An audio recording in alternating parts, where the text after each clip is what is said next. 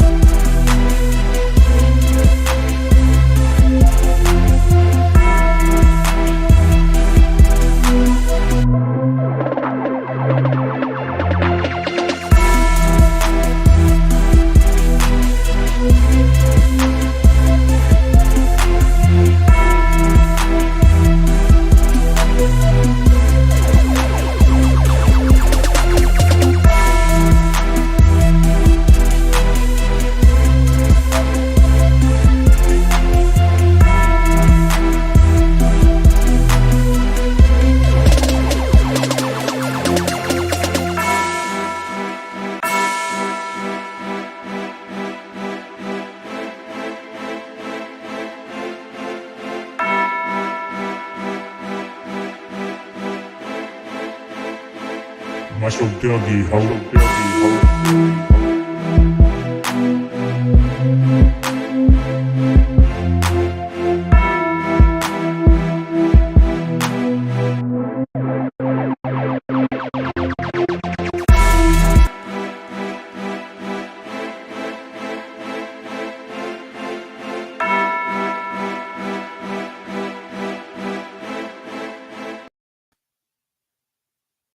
Ladies and gents, boys and girls, what's going on? Happy Thursday. Hope you're all doing well. Thursday, February the 17th, 2022. Appreciate you all tuning in.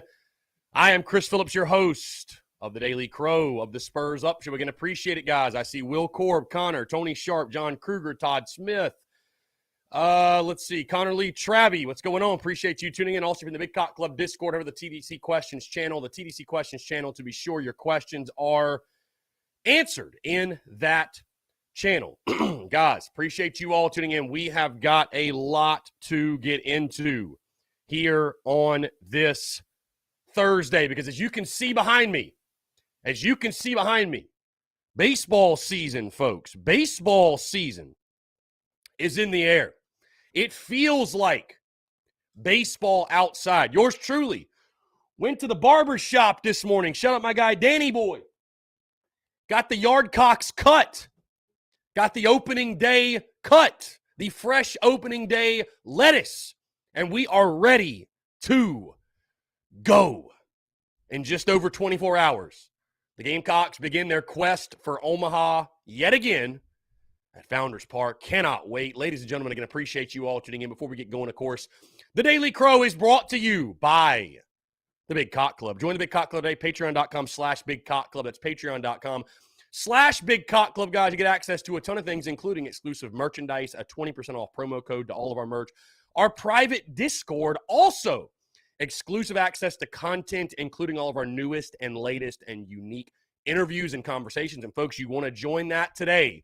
You want to join that ASAP because we are setting up some interviews right now with some former and current Gamecock football players that I think you all will be very, very, very interested in. So to hear those conversations, you got to be part of the Big Cock Club. Join today, patreon.com/Big Cock Club.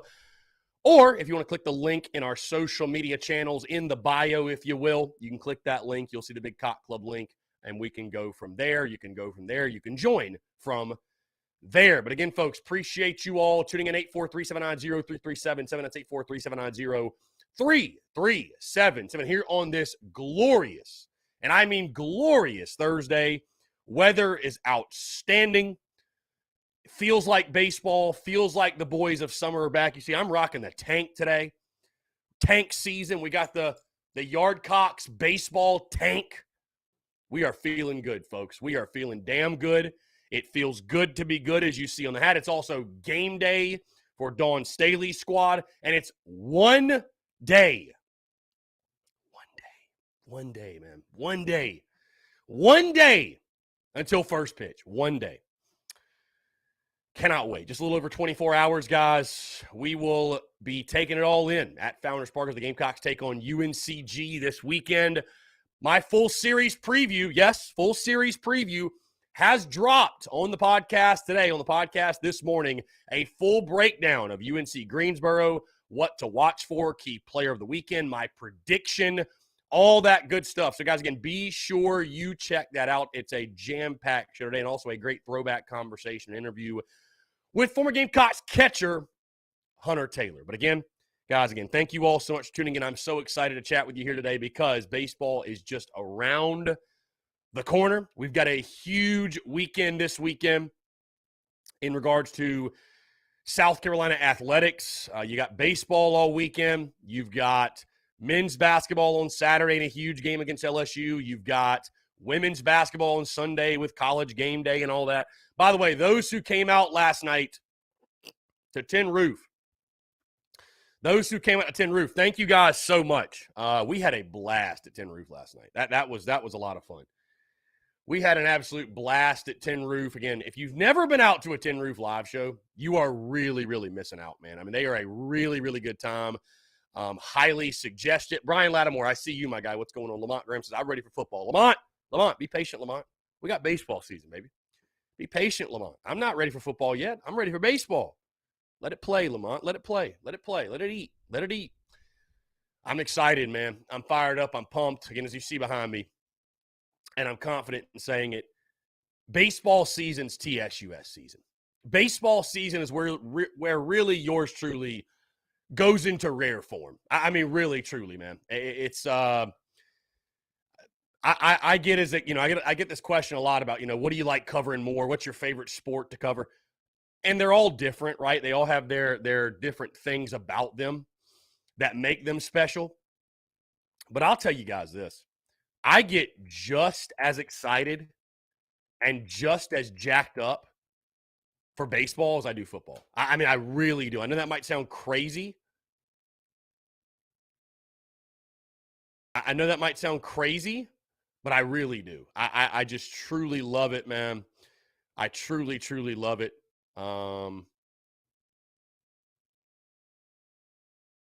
Yeah. So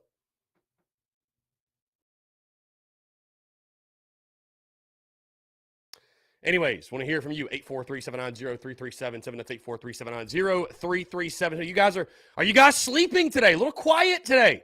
The folks are quiet today in the Daily Crow. Some people don't know what to do or talk about when there's no football going on. I hear you. That's why I'm here, though. That's why I'm here. We're going to have actual games to talk about tomorrow.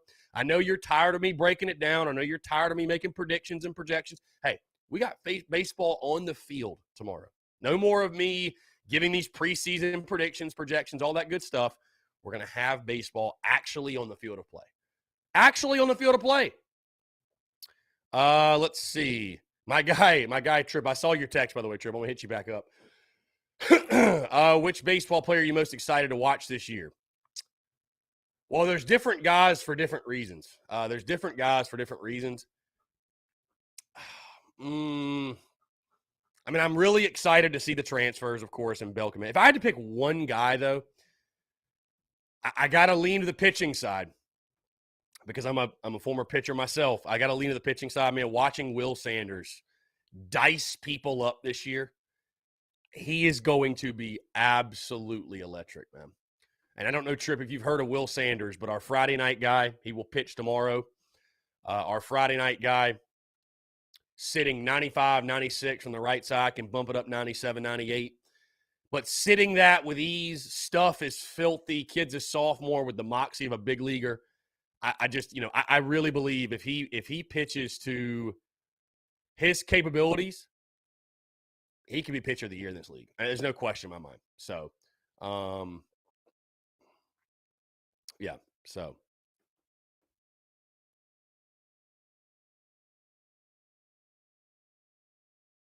D1Baseball.com, guys, dropping their preseason field of 64 projections. They've got South Gun as a 3 seed in the Raleigh Regional. Todd Smith, the super chat. Thank you, Todd. Says, hoping for a Frank Martin tattoo.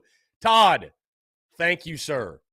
I appreciate that. Thank you, sir. Yeah, if you want to support the channel, support the business, support everything we do, you can do so via super chat, super stickers on YouTube. Again, thank you so much, Todd.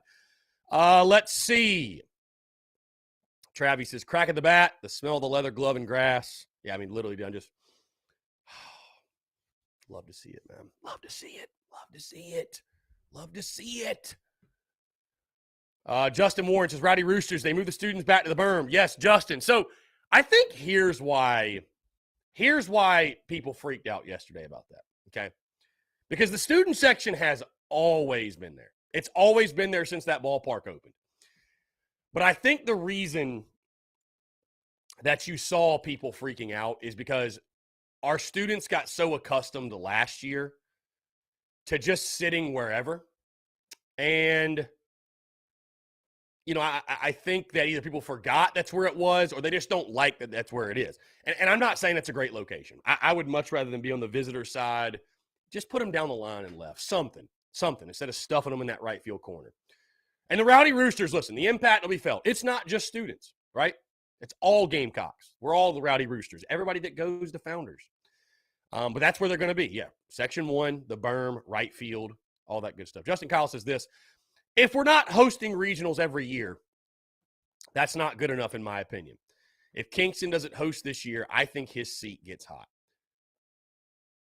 You know, Justin, I'll tell you this. I think you get into a really slippery slope when, like, here's the thing. If you're making the postseason every single year, I mean, you want to be hosting more often than not, right, Justin? That's a no-brainer. You want to be hosting more often than not. But if you're making the postseason every single year, you know, it's hard for me to say we should fire a coach that's in the postseason every single year, right? So, and again, Justin, to your point, and the point I made a couple days ago, with the people that talk about Mark Kingston and his hot seat and all this, guys, there's competitive pressure at South Carolina. We know the expectations. We know the standards. Again, it's not like basketball.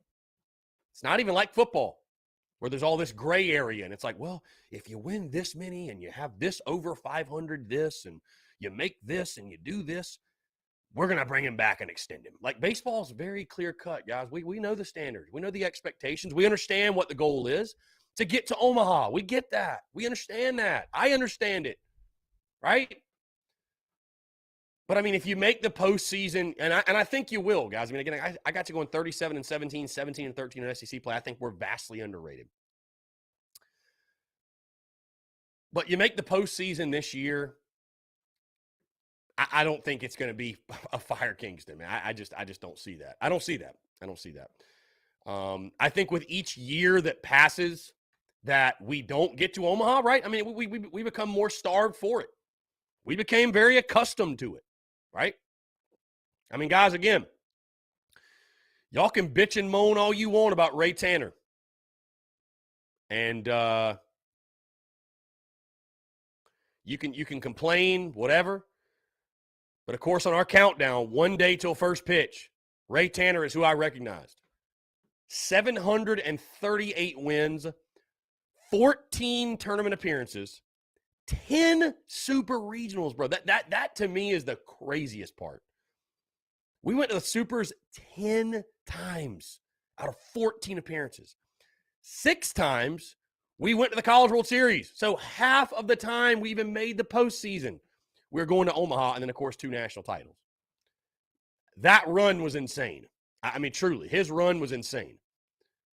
But my thing is this, my standards expectations, as long as you're getting to the postseason every year, you're giving yourself a shot to go to Omaha, because it's going to happen. I mean, at some point it's going to happen. It is. It's going to happen. The matchup's going to work out. You're going to play your best baseball at the right time. It's going to happen. You weren't that far off last year from making the Super. Had a bad night against Old Dominion, couldn't swing it. And again, we all understand the issues from last year and what the question marks are going in this year. But Andrew Murphy says, I know you're a big what-if guy, but if we had Phipps and Mahoney healthy, how would your season predictions change? I think they'd be pretty similar to what they are, Andrew. Maybe a game here or there. But yeah, I do wish we had those 2 guys. Those guys were absolutely electric as freshmen last year. Ryan King, got any theories on why we never do well in Hoover? I'm hoping the more balanced lineup will change things this year. Ryan, I mean, here's the thing, though. Our national title teams didn't do well in Hoover. Like, we've never, since 2002, I think, when we actually won the thing, bro, we haven't played well in Hoover ever. My brother, what's going on? Nick Renfro, Landon Powell, I got to probably say he might be the best. He ranks up there, man. He's top 2 or 3, if not the best. So, Connor Lee, what was your pitching repertoire back in the day? 4-seam, 2-seam, slider, curveball, changeup. That was the arsenal. Let's see. Tater Hater, Travis Allen. Appreciate you tuning in, my guy. Let's see. Justin Kyle, expectations are way higher for baseball, and yet people down want to fire a guy that got eliminated, but a pretty weak field last year in the regionals. Yet Martin has made the tourney in the Final Four, which no coach has ever done, and the expectations are way lower, yet people want him gone. Does Kingston get 10 years if he only makes Omaha once in that time frame? Is he going to the postseason every single year, Justin? Or we'll say 8 out of 10 seasons, right? I'm trying to compute and understand your argument. Again, Kingston has only had, this is his 4th season. 2020 didn't count, right? It's only his 4th season. 2 of the 3 first seasons, you made the postseason. You went to a Super, were a game away from Omaha, and last year you hosted. Bottom line, you hosted. Virginia got you, man. Virginia got you. I hate it as much as you do. I don't know why you're comparing Kingston and Martin. There are no expectations in basketball. There are none. There are none. There are absolutely none. I don't know why that would be something we would brag about, or I'm not really understanding the comparison you're trying to make. I don't really get how those two things relate with each other. Let's see.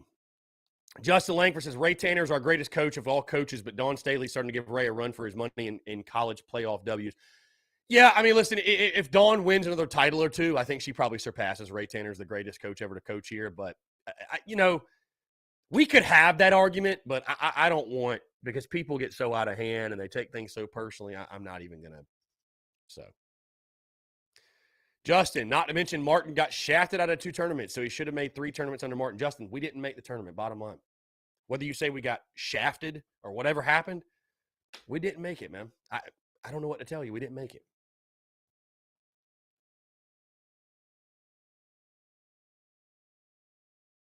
I mean, again, as I've said before, Justin Kyle, what record does the men's team need for people to think Martin should keep his job? I think 9-9 in the league is reasonable, in my opinion. Justin, are you saying on a year-in, year-out basis or this year? So, Justin Kyle, you're saying that 9-9 every year, as long as we're going 500 in SEC play, that Martin should be safe every year as long as we're 500. Is that I'm asking you a question. Courtney Washington, what's going on? Appreciate you tuning in. My guy, John Gibbs. Yes, tomorrow, my dude. Brian Lattimore, I already said this yesterday, my guy. I think Brant Belt leads off the season with a bomb. Bold take, but a take nonetheless. Why not be bold? Why not be bold? Again, I want Justin Kyle. I hope he's still in here to answer that. Because, again, are you saying 9-9 this year he should come back? Or because here's the thing, Justin. I've said this before, and I'll say it again. Here's the tough reality for Frank Martin and every basketball coach, by the way. Fans don't care about anything other than making the NCAA tournament. That's the whole point of the college basketball season. March Madness is literally what people care about. That's why we even have college basketball season, is to get to March Madness. And so, again, the reality is this. If you miss it this year, which is most likely because it's going to take a miracle to make it, you'll be 1 for 10. 1 for 10, my guy. 1 for 10. All right, Justin Kyle says 10-8 or 11-7 on a yearly is reasonable. And what? South Carolina right now is sitting at what? 6-7? So we'd have to go 3-2 to close it out, which is doable. It's doable, which is hard to believe. I think 8-10 is probably more likely where we finish up. You got LSU this weekend. If you can win that one, all of a sudden everything's on the table. You're not beating Auburn. So go ahead and mark that as an L. So where do you pick up wins against Alabama, Mississippi State, and Missouri? Okay. And State already beat the shit out of you. I know you got them at home, but they already did. Yeah. Saturday's game is huge. I just, again, Justin, I hear what you're saying. I hear what you're saying. And I don't, I think that's fair. I think that's fair. 10-8 or 11-7 on a yearly basis is reasonable. I think that's fair. I do. Just whatever you got to do to get to the tournament, man. I hate to be just like, that's all that matters, but it really is. It just really is. And my thing, Justin, is this. I don't think at 9-9 no chance you get in. You'd have to win like 3 or 4 in the damn SEC tournament, or 2 or 3 or whatever. I know fans like Frank Martin. There's still a lot, there's some, I'll say there's some that do for sure, that are behind him 110% and want him to return, right? But if you miss the tournament and you bring Frank back, good luck selling tickets, my guy. Good luck selling tickets. I just don't know who's going to be really fired up to watch basketball. You know what I mean? Not the men's side. Not the men's side. Because when there's, what makes it fun? You know what, Justin? You know why you're looking forward to Gamecocks baseball? You know why I get so fired up for it? You know why we all do? You know why Gamecock baseball fans are so passionate and so, you know why? Because there are real standards and expectations of winning.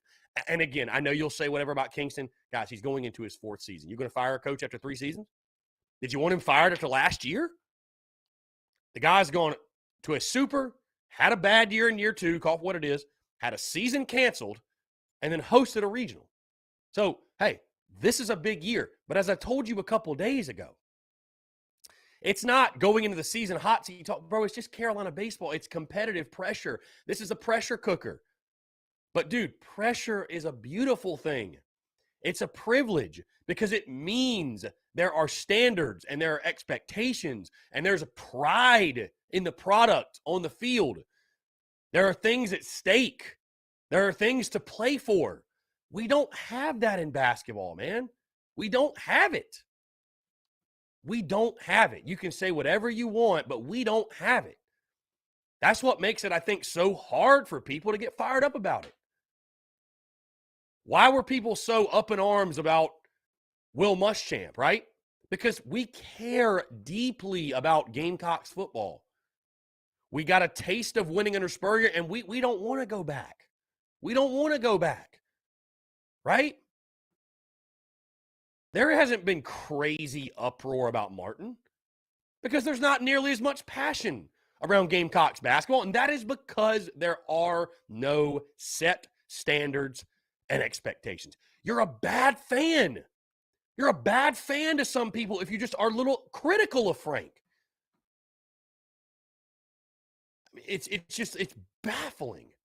It's baffling. So I here's the thing, guys. I get exhausted with it. I get exhausted. It's like, you know what? Just sign Frank to a lifetime contract and we'll keep one eye on basketball. I mean, here's how we'll operate. I already told you guys this. Here's how we'll operate. And I'm just saying this because, we're going to continue to make podcasts and make content. It's what I do, man. I do it full time for a living.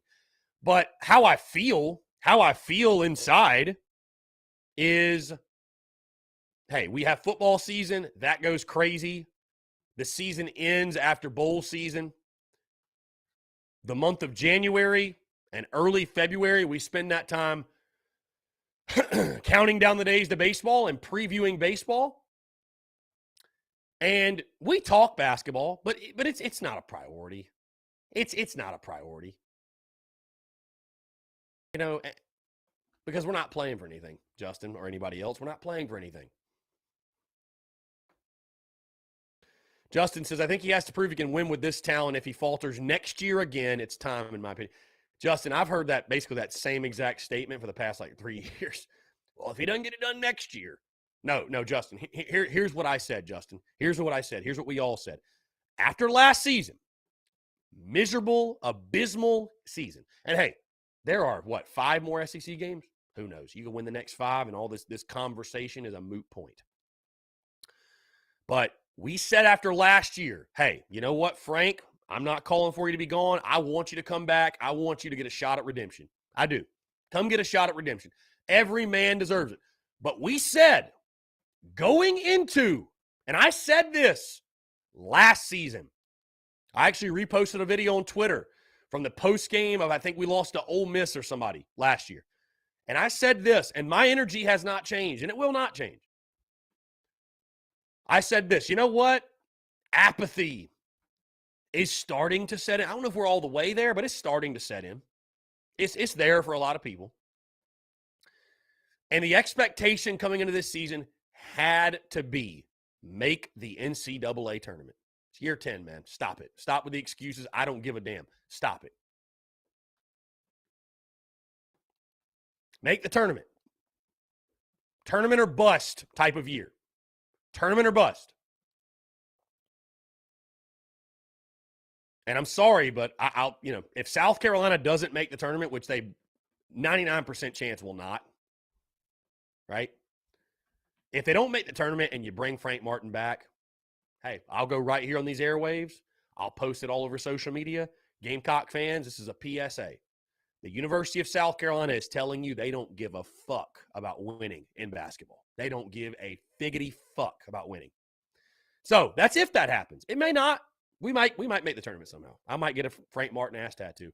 But if you bring him back and you don't make the tournament, You don't care. You just don't care, man. You don't, and that's fine. But I will reset my expectations accordingly. So. Skyler, what's up, my guy? How are you? Merry Christmas. Yeah, Christmas Eve. Christmas Eve.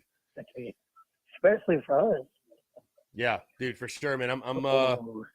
And now we got a Rowdy Rooster tailgate going on Saturday, my guy. Now we got I wasn't sure if I was going to do it, but you know what? I had a couple of my buddies say, man, come on, man, do it.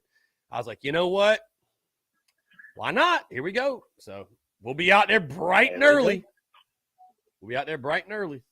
You know, I just got to do a little check-in. I ain't got much to say. I just show my face. Well, I appreciate you. I appreciate you calling in, my guy. I do appreciate that. Just a roll call, basically. A roll call. I love it. Well, you'll have to. What's your plan tomorrow, my guy? When you getting in town? About 2. Okay. Well, you'll have to be tuned into the old Daily Crow on the drive because I'm probably going to be not sitting where I currently am and going to be probably grilling some dogs and burgers. I'm leaving here at 12. I got you. And that puts me in Columbia at about like 1:32. I got you. Very nice. And Saturday, I'm going with some boys, so we're not leaving here at 10. And we're stopping at Del Taco and having lunch, and we're heading to the stadium. We'll be there about 12:30. Very nice. About 12:30. Yeah. I got you. Yeah, it'll be a fun weekend, man. I'm looking forward to it. I mean, again, I dropped my predictions. I do think we sweep. You know, I feel good about it. I think we're going to swing it well. It's going to be a warm weekend at the park. I think the baseball is going to be flying all over. So I'm beautiful weekend excited. For opening weekend for sure. Yeah, truly a beautiful weekend. I mean, truly, man. It's going to be awesome. 71 degrees tomorrow. Yeah, no, it's going to be beautiful. No rain either. Nope. So definitely can't wait. I'm gonna stop at Adams Bookstore tomorrow, and of course, do a little looking. I got you. Yeah, no, they got some good stuff in there for sure. All right, my guy. Well, hope you enjoy the day. Try to get some sleep tonight. I know it's gonna be hard, but I just wanted to come in and say Merry Christmas. Merry Christmas. Hey, we'll be live on Twitter Spaces at 9 a.m. All right. I'll be asleep at 9 a.m. I hear you. All right, man. All right. We'll talk this weekend. Yep, later. Good stuff. 843-790-3377. Back to the conversation. Yeah, appreciate Skyline calling in, though. Justin Kyle, I think Martin has to make the NIT every year and the tourney once every 2 to 3 years. Rhett Godbold says, what if we make the NIT? Do you keep Martin? And okay, so here's the thing. Rhett, I don't know that I've gone on record and said this to you all. Because I've said what should happen. Now I'm going to tell you what I'm going to predict is going to happen. I think if South Carolina makes the NIT, I think they'll bring him back. Yeah, I think South Carolina will. I don't think the university really wants to make a change. I mean, again, Frank he has the best job in America. I mean, truly, because there are no expectations. They're non-existent. And Frank is still so revered because he took us to a Final Four. And that's great, man. I'm not taking anything away. That was awesome. But he's so revered because he took us to one Final Four. And fans, again, I really, from what I pick up on, the standards and expectations and the thought of Gamecocks men's basketball, fans hold that program in such low regard, pitifully low, that they think to themselves, I mean, who could we get this better? Who'd want to come coach poor little South Carolina in basketball? So, you know, I think unless you go 1-4 the rest of the way out or you lose every game, you know, if you make I don't know exactly how many you got to win or what you got to do to make an NIT, but I think if you do, he's probably back. To be honest with you. I really do. So, and I mean, you know what? Again, it's not like I have vitriol or hatred to Frank Martin and I'm pulling for him to be unemployed. But I just want to see there's a real commitment to winning. I do. That's it. I do.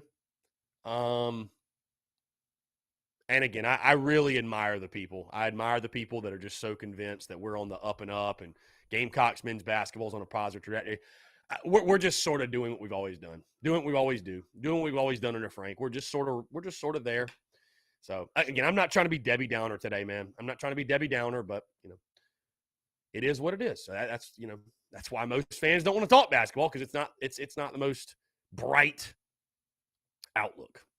It's not the most bright outlook, if you will. So, again, guys, do want to hear from you. 843-790-3377. That's 843-790-3377. Appreciate you all tuning in. Let's jump to the phone lines here. Call from Justin Kyle. Here we go. Justin, what's up, man? What's up, man? How you doing? Dude, I'm just hanging out, bro. Appreciate you calling in. What's up? Yeah, man. So I just want to clarify what I was trying to say. I'm trying to say all these messages, and I think we're getting off base here. But I will say this about Frank Martin. And, I try to watch every game if I'm not working. But the only issue I have with Martin is obviously he has not shown any progress from 17. But watching his games, I know his coaching style is pretty aggressive. He's in your face. He wants it done the right way or his way. But even games where we were winning or even played some of our better basketball, even when obviously the first Georgia game we were down most of the game and played pretty bad, so we had a pretty huge run there to blow it open. But even when we're up, 10, 12, 15 points, he's still just yelling at the players, man. And I'm like, I'm like, does he encourage these players at all when they make a good play? It just seems like he's always just like a downer, like, make a free throw. I don't know, man. The antics, over the top. Yeah, the antics, and the antics are fun, and the antics are fun and cute and all that when you're winning. But yeah, when you're not, it's tough. It's tough. It's really, really tough. So now I hear you, man. I mean, listen, and you can't say this without people freaking out too, but I'll go ahead and call it what it is. I haven't been a huge fan of Frank Martin's body language over the time that he's been here. You know what I mean? Like, I don't like his body language. I don't like when we're getting beat, when he puts his head in his hands and he looks like he's moping and pouting on the sideline. I don't really like that, to be honest. Like, you're the leader, bro. You're the leader. That is true. You got to be the leader, man. Like of all people that should know, like, body language is extremely important. And when you got your head in hands and you look like a spoiled brat that just got his hand slapped because he tried to get a cookie out the cookie jar. Like, I don't like that, man. And again, if you say that on social media, you tweet that, oh God, you're just negative and you hate Frank. No, I don't dislike Frank. But that's one thing I don't like that he does. And again, whether he's trying to or whether that's how it looks. And I don't like that it looks that way. You know what I mean? So, another thing, and I'm glad you brought that up because, I never really thought about it. But, yeah, man, I mean, when I watch the game and we're down 7, 8 points and our guys make a turnover, I mean, it's like his damn dog died, Like, and I don't know. I do get that. And if you ever watch, I'm sure you watch the games, but, even his assistants don't even back him on how he acts, man. Like, they literally, just turn their back to it. Like, I don't even think the assistants really like the way he acts at times. Right. I mean, like Brian Steele, he's like, he'll literally just put his head down when he starts his antics, we like Martin, but dude, this is embarrassing when he gets this way. And it is embarrassing at times. Mm-hmm. Yeah. Don't get me wrong, there's times where it's warranted, the refs have been bad at times and I get those times, but these kids are still human, man. I mean, this is their first year. All these transfers we get, they're great. We got some really good ones, but they still you just don't gel instantly, man. Like, those things just don't happen overnight. It just doesn't. Well, and history will tell you there's probably going to be roster turnover again because it feels like every year there's the thing that worries me. Yeah. The thing that worries me, I think we lose. For some reason, I was getting to tell when we lose Devin Carter because he has come on so big lately. I don't know, man. I think he could probably start at another SC school that's a contender. I think, in my opinion, based on how he's played. Mm-hmm. Yeah, I mean, I have heard that because of his. He has his father has a relationship with Frank Martin and all that. I don't know, man. I don't know. Should you have kept Muschamp so you could have kept Gunnar Stockton committed, or should you have kept Muschamp so you would have kept John Dixon or Jamie Robinson on board? I mean, you know what I mean? It's going to happen. But here's the thing, going back to that, if we would have kept Muschamp for that reason, and I get this kind of double standard about what I said about keeping Martin based on his talent he has currently.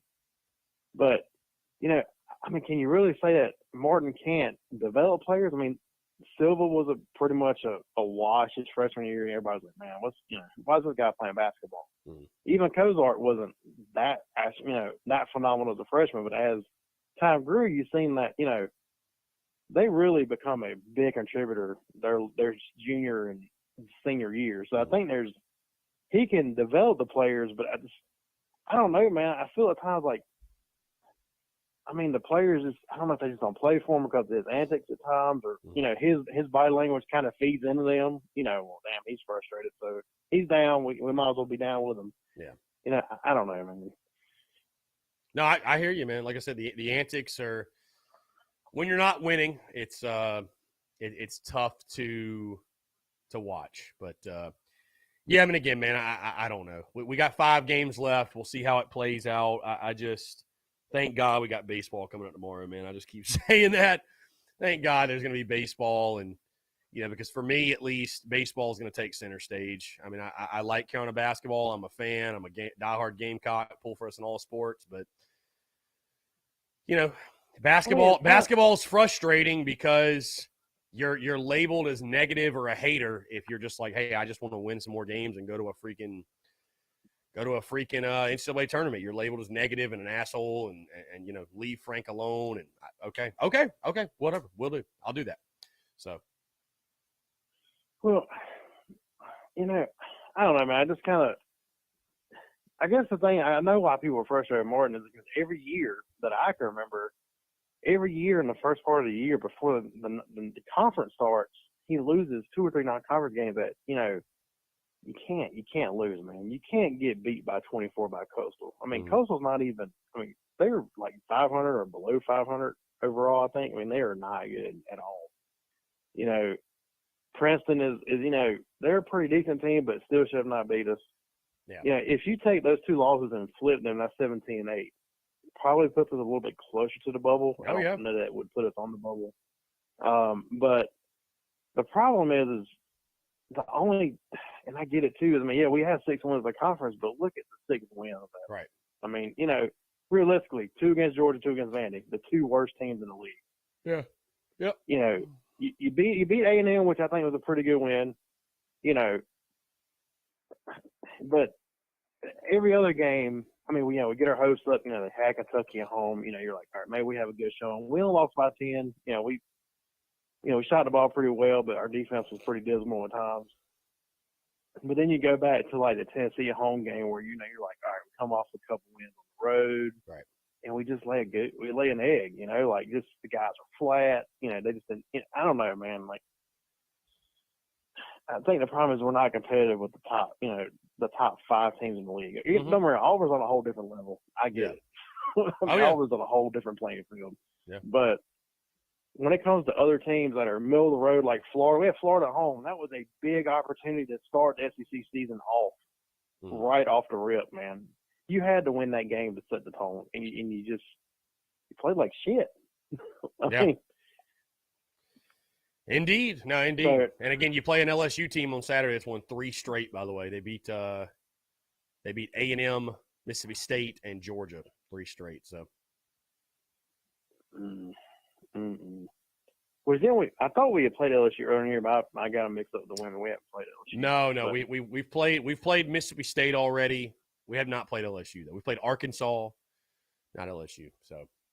Yeah, I think it'll be a tough one. I think you're going to be an underdog yet again, even at home. I think you will be a dog to LSU. So, we'll see. We'll see.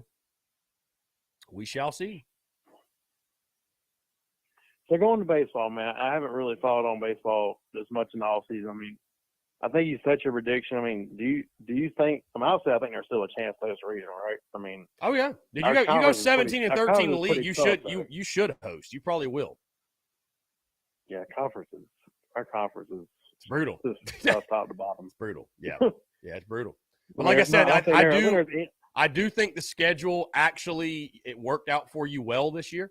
Again, you don't play Arkansas and LSU, and instead you play Auburn and Alabama, who are near the bottom of the West. So, I mean, I'm not saying those are going to be cakewalk. I mean, there is no such thing as a cakewalk in SEC play, but those are much more manageable than playing Arkansas and LSU. I can assure you.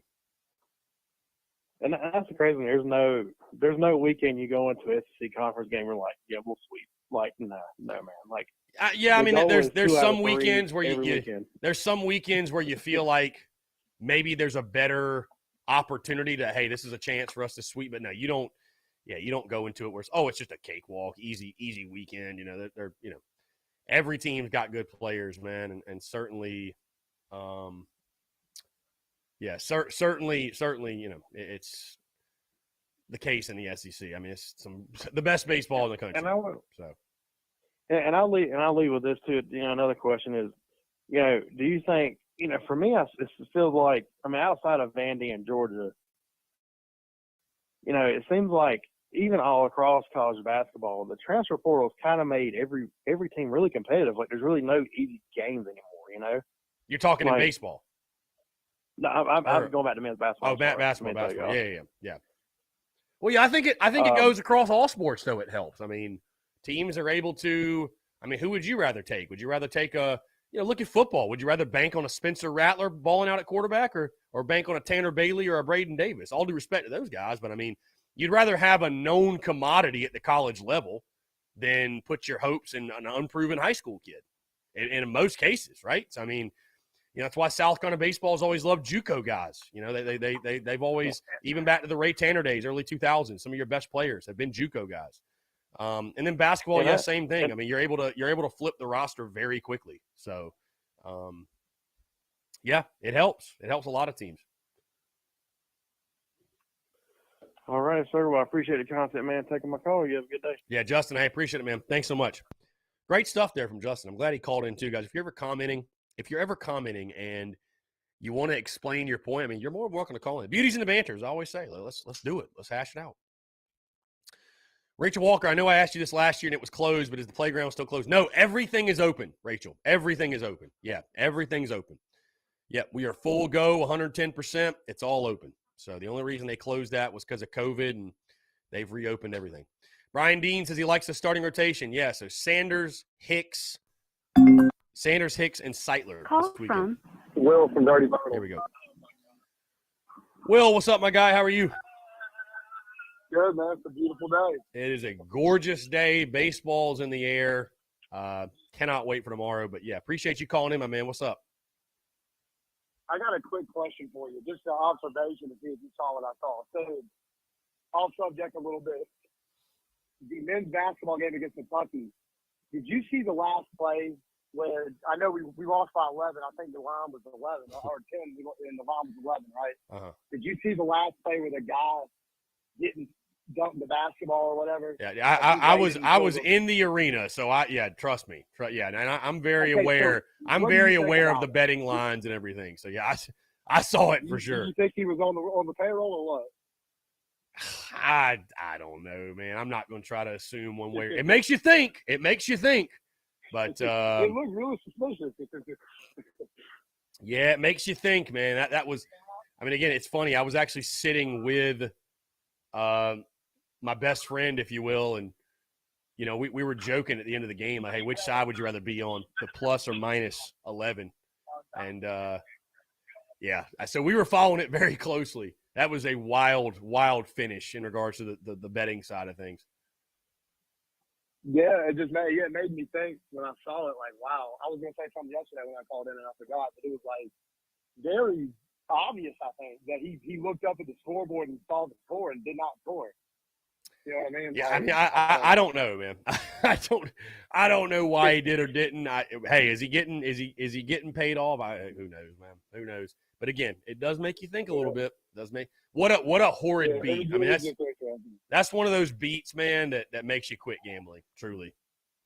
So made me glad I don't gamble anymore. If you were betting on the Gamecocks to cover, you were pretty happy. But if not, you were your third probably at all. Yeah. Yeah. Exactly. But anyway, I just wanted to call and get your opinion on that. I thought that was pretty funny. But anyway, excited to see what happens tomorrow. Open the day, go yard shot. For sure, man. Can't wait. Appreciate you calling in. Appreciate it. Good stuff. 843-790-3377. That's 843-790-3377. So, guys, tons of questions and comments to get into. We are, though, going to jump into our first break here on this Thursday for the 17th, 2022. Guys, like I told you, great podcast drop this morning. Full series breakdown and preview of UNC Greensboro, the Spartans. Everything you need to know for this weekend series, guys, check that out. And again, on the other side, we're taking your questions, your comments, your calls, and more great data. Have a day here on this Thursday. We'll be right back. Let's get it.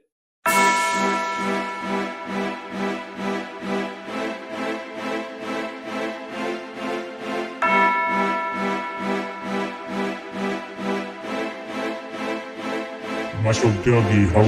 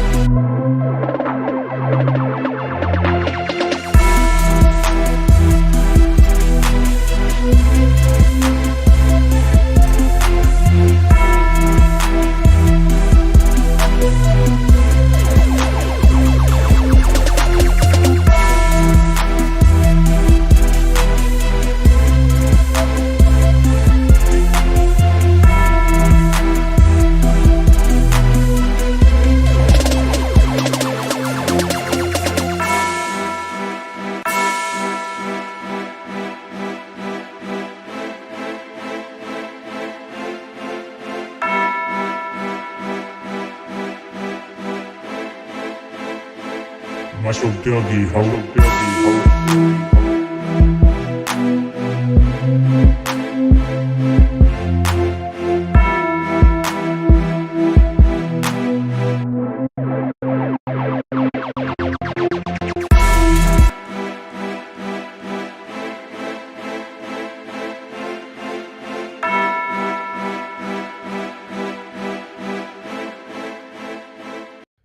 All right, what's up, guys? We're back. 843-790-3377. That's 843-790-3377. Let's get to the Big Cock Club TDC Questions channel. Brack, my guy Brack, appreciate you tuning in. He says, can't believe people even want Martin back. One tournament appearance that ended with a Final Four run. It's time to move on. I like the fight and the players and the scrappy defense.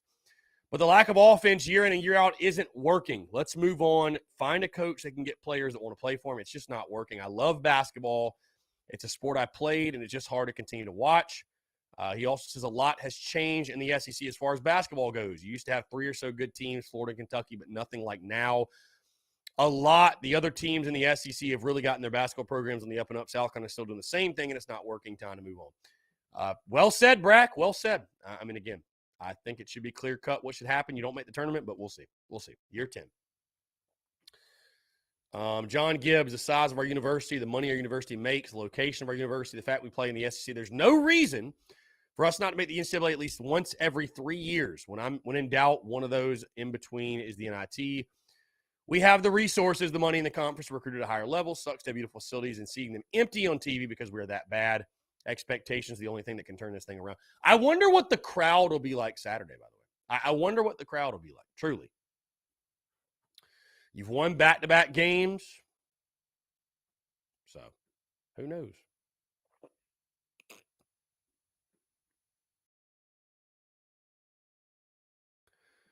Who knows? Who knows? Who knows?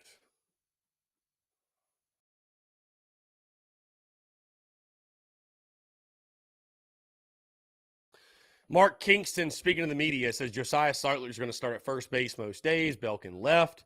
Since Seitler is now the Game 3 pitcher, Belk will most likely come to first base on those days, and left field will be played by one of the newcomers.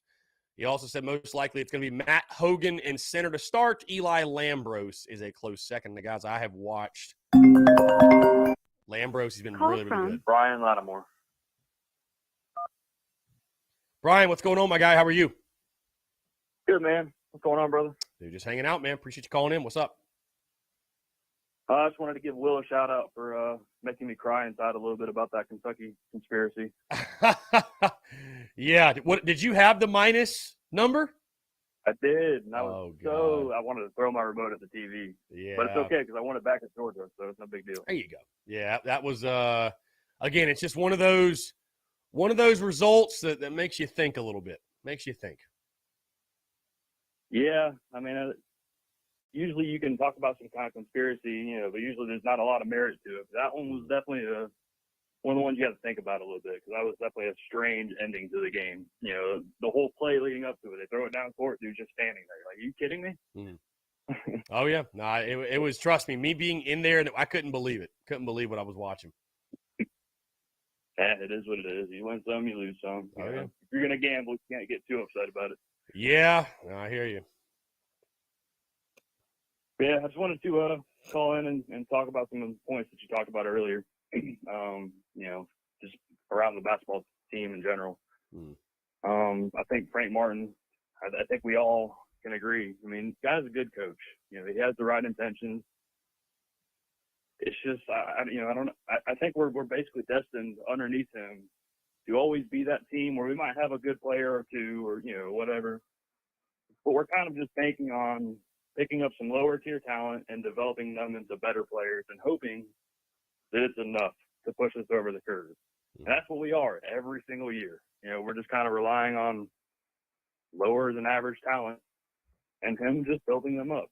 Yeah. And you're never gonna build a consistency within the program by doing that. Mm-hmm. Frank Martin, when you put him at a lower tier school, like an FCS school or something, guy could probably be a freaking champion. Right. Because he can develop talent, but nobody's denying that, or at least they shouldn't. I think it's pretty obvious, but it's just it doesn't work in the SEC. It's never going to work. Right. Yeah, I mean, and I think that's the other criticism too is you haven't seen many guys. I mean, I would just say this is like has Keyshawn. I mean, Keyshawn's played well of late for sure, but I mean, there's certain guys that I feel like you're not. Are you really getting the most out of them? Like, are they really improving? Over their time here. I know he's developed a few guys, but yeah. So I mean, listen, it all comes back, man, to the results on the court, and that's all it comes back to for me, man. We can talk about why it's not working or why this, why that, but all I give a damn about is the record and did you make the tournament? That's really it. So I don't care how you do it, but you got to do it. That's why it's just so funny. Fans want to Will Wade this and Bruce Pearl that. Well, they win. They win, and they win a lot. So sign me up for Bruce Pearl, bro. Sign me up for Calipari. Like, I'll take it. I'll take it. I'd rather my coach be a scumbag and a winner than be an honorable gentleman and we don't win games. You see what I'm saying? So, yeah, miss me with that. I can turn my eye. With that. Yeah. Listen, I'm not looking to Frank Martin to be my role model. I just want to win games. I don't give a shit what he does. So, yeah. Yeah, I can turn my eye on some of the scumbag tactics. They can deal with that on the the official side of things. That's not my job. My job is to watch the television or be there in person and support my team. That it's really hard to do whenever you just have a consistently bad program. Mm-hmm. So yeah, I don't know. I'm stuck in limbo here, and I think a lot of people are where I don't know whether to pull for the team to win or pull for the team to lose. I don't know which is the best, the greater good right now. Right. Obviously, I want us to win games. It's fun winning the last two, but so I think somebody said, I heard you talk about it yesterday. I kind of was in and out yesterday, but you're stuck in that situation where if you do go on a run here and you somehow make the bubble or even slide in the tournament somehow, do we really want to save for Frank Martin going forward? Right. I don't know if that's the greater good. Obviously that'd be a great thing. I would love for him to make the tournament this year, and maybe he just defies all expectations and he just becomes a tournament type program every year. I just don't see it though. Yeah. We all. I mean, listen. We all want it to work out. We all want it to happen. So doesn't mean that it's going to, but we all do. We all want it to work out, man. We all want it to work out. So I don't know, my guy. I think yeah. I think it should be clear cut. Hey, if you don't make the tournament, appreciate you, but we got to go a different direction. I don't know if that'll be the case. I have no idea. Yeah, it's a situation where the highs are really high and the lows are really low. Mm-hmm. So whenever the lows kind of come and go, right? That really catches the eyes more than the highs are right now, and that's kind of where the issue lies. Is like as soon as we lose a game, everybody wants that fire Frank Martin thing, right? And then the wins come, and you're like, well, we still kind of want to fire him, but it was fun to win. Yeah, indeed, makes sense. You are right. So I don't know. We're just stuck in a weird limbo right now. Yeah, we're winning. Listen, we're winning just enough to keep things interesting, but we're not good enough to win anything of significance. That's where we are. We're in sports purgatory, my friend. We're in sports purgatory. Yeah. I mean, tell me I'm wrong. Tell me I'm wrong. I mean, that's. You're not. That's where we are. That's where we are. It feels like at least. I've taken like leadership courses and stuff, and I've had people underneath me in different roles. And, part of leadership is understanding that not everybody responds the same way. Some people can respond to being yelled at all the time, but there's a lot of people that don't. Mm-hmm. And I'm sure that, a lot of the kids he recruits to come in, they probably know that about him. They probably know that's how he coaches. He's rough on his players, and they probably think they can handle it. Right. But then a lot of people get there and they're like, man, I just don't do well underneath this pressure, and they're kind of stuck because they want to continue playing for the program. They like the program. They like him as coach, but, this is all speculation, me just speaking out loud, but, that's part of leadership is understanding not everybody responds the same way. Right. And so, I think that's really what makes a great coach is you're able to build that rapport with your players and you understand what each person kind of needs to thrive. And I'm not sure if Frank possesses that or not. That just, I can't see it from a bystander watching the game or, right. Watching interviews and stuff that he has that quality. Mm. Yeah, I mean, again, that's your greatest. I mean, I'm speaking from the baseball side of things, but that's your greatest job as a manager or a head coach. I would say is managing personalities and egos and learning how each guy ticks and all that. So, yeah. So I don't know. I mean, you basically have the two opposites of the spectrum between Frank Martin and a Beamer. Mm-hmm. Shane Beamer, you know, you got Shane Beamer on the sidelines who's, you know, we can make the worst play in the world. He's still clapping, you know, still encouraging the players to go out there and make the next play, you know, huddling everybody around like, hey, you know, it seems like the world's ending, but we can still turn this thing around. Mm-hmm. And Frank Martin, you know, we could be winning by 15 points, and you know, one thing goes the wrong direction, you know, he's berating somebody. Yeah. You know, we're ready to rip somebody's head off like we're losing by 30. Yeah. Oh, So yeah. it's kind of weird that, you know, how things are kind of shaping up there. Mm-hmm. Yeah, no, it's a good point. It's a very good point. I don't know. We'll see how things roll out. I mean, obviously, Frank's very intelligent in the game. I don't think anybody claims he doesn't know basketball, but yeah, it's tough to watch. Never been a question. Does he know basketball, or is he a good basketball coach? The question's just been, does the style, is it good enough? You know what I mean? So yeah, I think that's the big question. Yeah, so we'll have baseball to talk about soon. Hopefully, we won't have to worry about this anymore. I can't wait, man. Trust me. I can't wait. Like, for real. I can't. I mean, I love. Listen again. I love the banter. It's all good. Hey, I love it, but I'm so ready to stop beating my head into a wall about Frank Martin. I can't hardly stand it, my guy. I just can't wait. Right on. Well, you won't have to wait too much longer. We got what, 27 hours? Yeah, 27 hours. That's indeed correct. So can't wait. Right on. Well, hopefully we'll be able to speak about it Monday. Yeah. No, absolutely, man. Going to be a lot of fun. Brian, I appreciate the call. Always a pleasure. Yeah, man. Have a good one. Yeah, man. You too. Good stuff. Guys, if you don't want to call in, 843-790-3377. Taylor from Dirty Myrtle says, any road trips for the TSUS crew this upcoming football season? I'm heading out to Fayetteville week 2. We are partnered, guys, with Carolina Ale House still, so I have to imagine we're going to be doing watch parties with them. If that's not the case for some reason unbeknownst to me, then we might make the trip. But, you know, Carolina Ale House has been gracious enough to partner with us and give us the opportunity to throw watch parties and all that good stuff. And I have a lot of fun doing those also, man. It's a lot of fun going around the state and kind of doing like a TSUS tour, if you will, and hanging out with Gamecock fans. It's a lot of fun. Starting the phone lines here. Call from Robbie Davis, a.k.a. Kirk Herbstreit. to accept, press. Robbie, what's going on, my guy? How are you?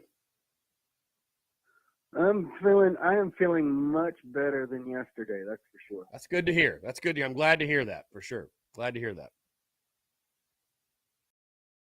But we ain't got much longer, my friend, till baseball season cranks up. Thank God. Thank God. Less than 30 hours. Like I just told the last caller, Brian, I'm about damn sick of beating my head against the wall when it comes to Frank Martin and basketball. And yeah, I'm beyond ready, man. I'm giddy. I can't wait. Tomorrow's going to be a blast. Yeah, just can't wait. Just can't wait, man. Oh yeah, tomorrow's gonna be a lot of fun. What time's the game tomorrow? 4:00. So the game's this weekend, 4:00, Okay. 12:30 Saturday, 1:30 on Sunday. So. Okay. That's a little odd. 4:00's a little odd for a Friday game. Well, so they have them that early start time early in the season because of the weather. You know, generally it's colder. So, you know, they don't, if the high is like 45, right, which thank God it's not tomorrow. But if it was, you know, you don't want to be playing a game at 7 o'clock at night when the high is 45 degrees. You much rather play it at 4 o'clock. You know what I mean? So it's kind of based off weather. Yeah, that makes And you notice a couple weeks into the season, they slide them all back to 7 p.m. because, again, it's starting to warm up and, you know, it's not as brutal being out there. Yeah. That makes a lot. If If you look at the only ones, by the way, if you look at that schedule for tomorrow, I got it pulled up. Albany, Georgia plays at 2. Long Beach State, Mississippi State plays at 3. Bama, Xavier plays at 4. Arkansas plays at 4. Kentucky plays at 4. We play at 4. Tennessee plays at 4:30. Ole Miss plays at 5. So a bunch of, all over the place. So yeah, a lot of people play early. There's some good games. There's some good series this weekend. Vandy, Oklahoma State's a top 10 series. Vandy's number 3. Okie State's number 7. That Mississippi State, Long Beach State series is awesome. Auburn is playing in the State Farm College Baseball Showdown in Arlington, Texas. They play Oklahoma tomorrow at noon. We might have to cut that one on. But, some good baseball this weekend, man. Tennessee plays Georgia Southern. A little sneaky good series. If you follow the Eagles, they're a pretty good program. So, I'm excited. I'm fired up, man. I'll tell you this.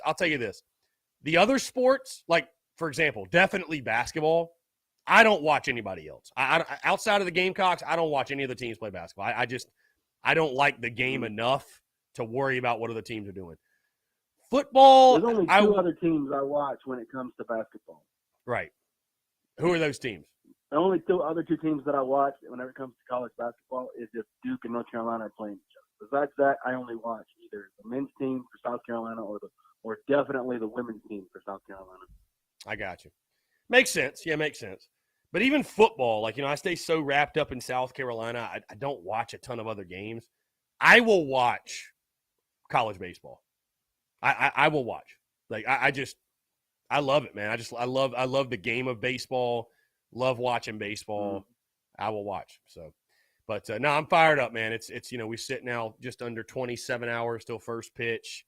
And like I said earlier, man, all due respect to everybody else, but baseball season is TSUS season. Baseball season is Philly season, and it's here. It's here. So there's nobody that covers the Yardcocks the way we do and with the passion that we have. And again, it's no disrespect to anybody and no slight, but I feel very confident in saying that, and really excited for this season and to partake in it with everybody. No offense to Phil Harris, but what I think would be funny as hang is if we wore the charcoal gray unis in our first game of the season. Well, we never would because we're at home. We would never wear them because at home we would never wear them. But no, it is funny. I still think that'd be funny. Yeah, well, it is funny that Phil's not a big fan. He's not a big fan of the Yankee grays, which I know he says gray isn't one of our colors, but bro, gray is a baseball thing. That's why only baseball has gray uniforms. Yeah, that's why we wear the Yankee grays, because gray is like a baseball color. Right. Clemson's stupid for not having gray. They don't have it. They wear white pants every game. Every single game they wear white pants. So they don't have a gray. They don't have a road alternate. We've got just solid gray. We got gray with garnet pinstripes, So Clemson's got their uni combos they've got the all white with tigers and cursive across the front. They've got white pants and a purple top, white pants and an orange top, and I think that's it. So more Clemson baseball talk than I wanted to have on the show today, but whatever. It is what it is. I could see it now. The first time we ever wear the charcoal gray unis, Phil Harris is going to have a conniption fit. Yeah, well, he knows it's coming. So, oh well, better buckle up because it's coming. And you better get used to it because we're going to be probably wearing them a good bit. Yeah. Indeed. I'm surprised we don't wear a black uni that often. Yeah, I will say the black is probably, in my opinion, our most underrated uniform. The black tops are incredible. So, I think we'll wear them. I think we'll wear them in the midweek. I think we'll wear them in the midweek. That's what I would do. Say it again. If it was me, I would do black tops, white pants, and a garnet hat. Okay. Mixing it up a little bit. But that's me. Yeah, I'm because I think that would be fire. Yeah, I'm a Black big jersey, I'm a big white uniform pants, guy. contrast. I like the hat and the jersey to match. I like the hat and the jersey to match. So yeah, we got tons of dope uniform combos, man. We really do. We're fortunate. We got some awesome uni combos. So And do the girls play tonight, by the way? yes, I'll be at the game. Yeah, they play Auburn. So probably gonna win by 40 again. I mean, I wouldn't be surprised. feels good to be good. By the way, Robbie, real quick side note: Rebecca Strandage wanted me to tell you that she says hello. So, want me to put that out there. Hello, Rebecca. There you go. But no, I'll be at the game. Women's play at 7:00 tonight on the SEC Network. Like I said, taking on Auburn. Yeah, I mean, I think we should have a lot of success. You know, I'd expect us to have a lot of success. You know, so. And I would not be shocked if Boston got another double. Oh yeah, no, for sure. This has become the norm. Her getting It really a has. double has become the norm. Yeah, no, it really has, man. It really, really has. So, yeah, it really has. My so. prediction for the game tonight.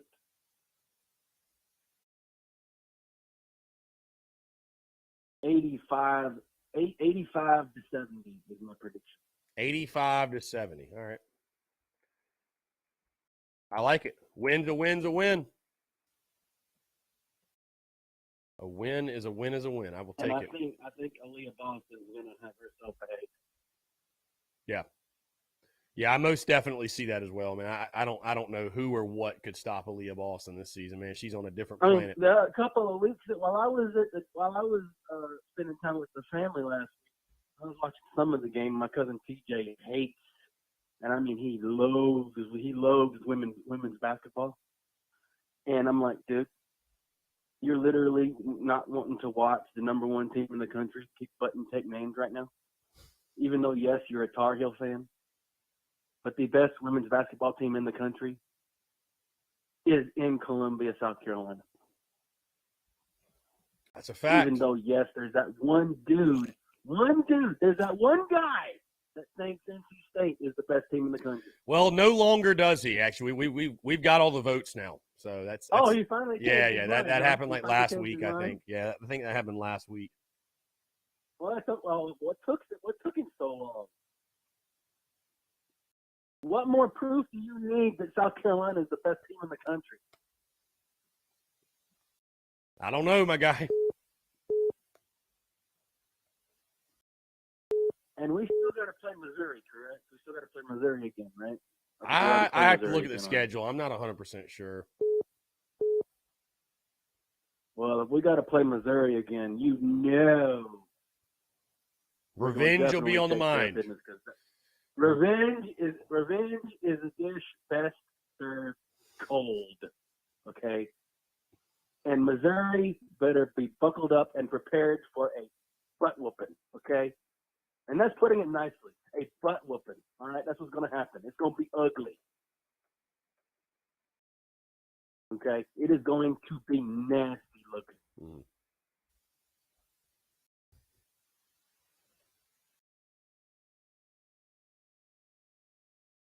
And I'm so ready for tomorrow, for the baseball game. I'll be listening to it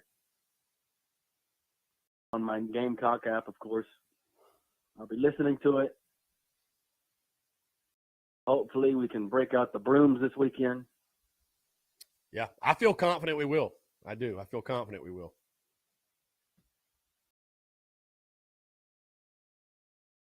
And I think, didn't you say that one of the games against Clemson in baseball will be on TV? Yeah, so the Sunday game will be on ACC Network. I believe the other two will be on Friday. I know will be on SEC Network Plus. Or let me see. Hold on. Let me make sure I'm giving you the right information, Robbie. Let me make sure. They're going to be. You're going to be able to watch them, no doubt. Yeah. So the Sunday game. Yeah, will be on ACC Network. The Friday game will be on SEC Network Plus. Now, the Saturday game is where it gets tricky because I don't know if you've ever noticed, but the neutral site games, the streams or what have you are just They're really weird. I don't know. So just stay tuned for that one. I'll be at the game, so I'm not too worried about it. But obviously, for those who can't be there, I mean, we'll tweet out the link or whatever the details are as we get closer. But that one hadn't been announced, so they'll have a stream for sure. I'll definitely be watching this Sunday for sure. Yeah. So. Making sure we put Clemson in their place when it comes to baseball. Indeed.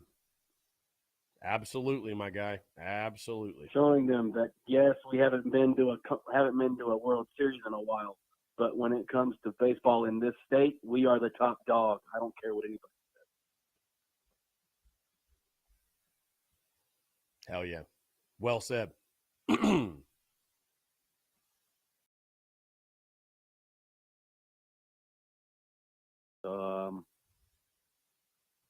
And I'm really anxious to see how our pitching staff does this weekend. I hope they do fantastic.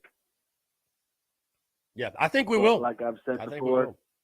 But you're right. But like I've said before, I just want to see us when we got runners on, get them in. I hate to sound like a broken record, but this is a fact that we struggled with that last season, and I don't want to see us struggle like that again. I do not. I don't give a darn what you got to do. If we got runners on, get them in. If you got to, if there's a runner on first and we got no outs, run them over if you got to. I don't care. Run them over, move them, do whatever you got to. I don't care.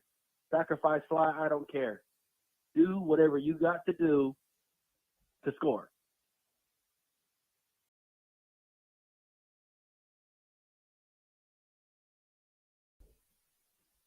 All about productivity, man. All about productivity. Yep. All right, man. Let me jump off of here. Hey, Robbie, I appreciate it, my man. rest of Looking your day, forward to okay? tomorrow. Going to be a hell of a time. Yep.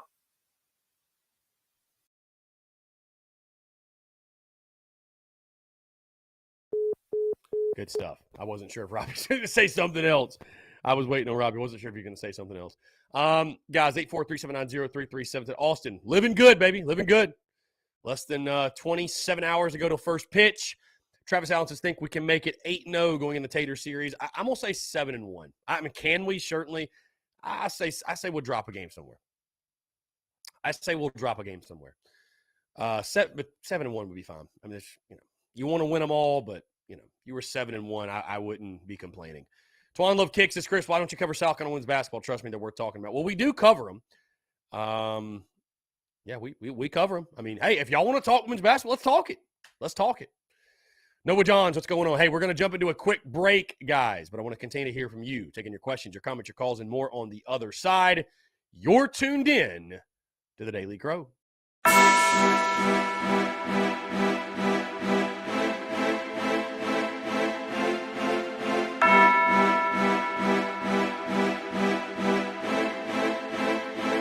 Marshall Dougie, ho.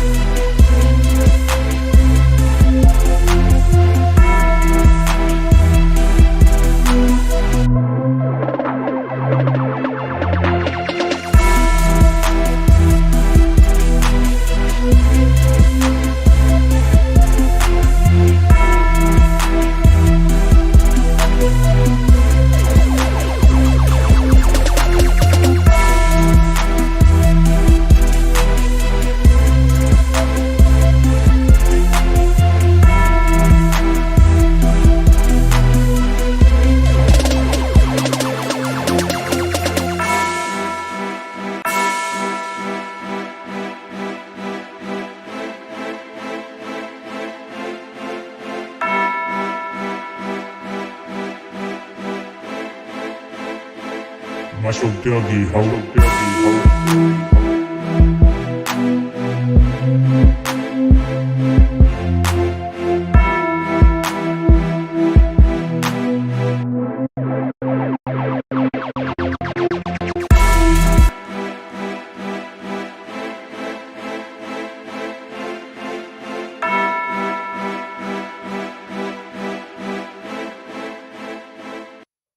All right, guys, we're back. Taking your questions, comments, calls. 843-790-3377. That is 843-790-3377. Want to continue to hear from you. Let's see. Small. Travis says, petition some Rowdy Robbie merch. We should do that. We really should. We really should do that. What are the top Robbie slogans? What are the best slogans that Robbie Davis says? What are they? Specifically, what slogans are they? I'd love to hear that. Okay. All right. A PSA to not just Gamecock fans, but all college baseball fans as well. You cannot take a football mindset into baseball. Here's what I mean by that. Your team is going to lose games. Breaking news. Your team's going to lose games. They're going to lose games in non-conference. They're probably going to lose a midweek. It does not mean your team is terrible. It does not mean you should fire your coach. And while certainly you don't want to make a habit of it, guys, it's baseball. You're going to win a third of the games you play, and you're going to lose a third of the games you play. It's what do you do with that other third? And as long as you're winning series, you're destined to have a pretty damn good year. So again, just a quick PSA and heed my advice going into opening day. Hey, do not take this football mindset that, oh, we lose one game, the season's over. Baseball is a marathon, not a sprint. And I'm trying to save you some headache. I'm trying to save you some heartache. Just let it play out. Just let it play out. Do not overreact or try to draw conclusions because your team loses one non-conference game or loses, God forbid, one midweek. Look across college baseball, guys. It happens all the time. So, just a little advice for you all as we prepare to enter yet another college baseball season. James, you didn't like my pauses there, my guy? Sometimes you got to put some emphasis and say things sort of slowly so people can understand where you're coming from, okay? Sometimes you got to do that. But again, I just, it was so funny last year watching fans, right? Watching fans in SEC play, we'd lose on Friday night or we'd lose game one. Team's terrible. Fire Kingston. He's awful. He's in over his head. He can't coach in the SEC. And then we go on to win the next two. All of a sudden, everybody's great again. I mean, and I get it, man. I love the pressure. I get it. I get it, man. There's pressure, and there should be pressure. That's good. That's good. I totally get it. But it just was hilarious. Like I said, it was hilarious. Hilarious watching fans just freak out. You know what I mean? Just freak out.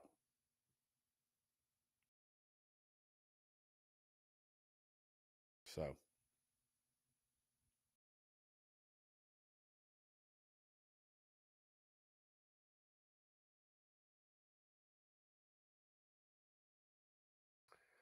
Again, guys, 843-790-3377. That's 843-790-3377. Oh, okay, you're talking about Robbie's pauses. Okay. Robbie does have some dramatic pauses. I can give him that. James, Beamer ball to the moon, my friend. Yes. Beamer ball to the moon. Sugar honey iced tea. That's a good one. Noah Johns, what's up, my guy? Brian Lattimore says, huh? Yeah. Robbie Davis versus his Cats, the greatest rivalry in all of sports. Robbie Davis texting in, by the way. Just texted in. Said, what's up, Chris? Robbie Davis, you got to give people what they want. They want Robbie Davis as a man of the people. Go Cox and the heck with Clemson. Hell yeah. Hell yeah. The people want it. The people want it. And we here with TSUS, we give the people what they want. We give the people what they want. Guys, I would tell you this. Tomorrow would be a pretty good day to tune into the Daily Crow. I don't know exactly. More on that in just a second. Let's jump this phone line. Skyland Davis. Skyland, what's up, babe? What's up? So I'm sure you're calling me because of the thing I sent you about the lineup. The lineup. we knew that weeks ago. We knew that weeks ago, but the question that concerns me is where does that put Wimmer? Maybe in the 5 hole. I mean, you probably go, at least I would guess, Eister in the 3, Matt in the 4. You go Wimmer in the 5? Seitler in the 5? I got Lightler in the 3. Okay. Well, I mean, Madden in the 4. Yeah. Eister in the 5? in the 5. Okay. Maybe Wimmer 6. Yeah.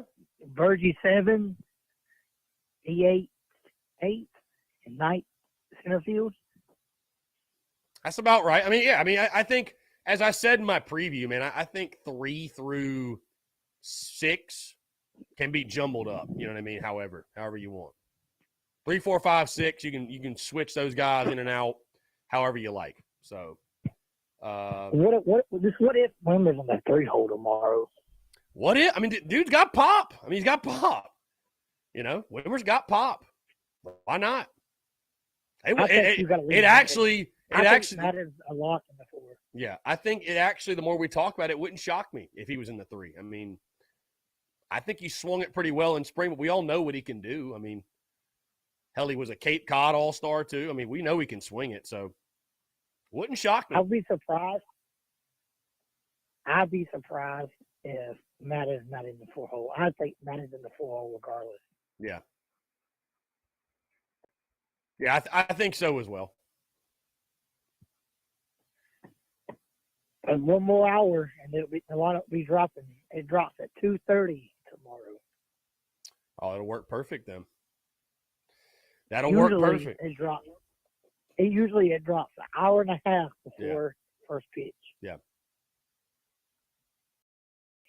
Oh man, I wish today was Friday. Well, my friend, it's tomorrow. It is tomorrow, so yeah, we're all. Remember watching that movie Click? Yeah, Click?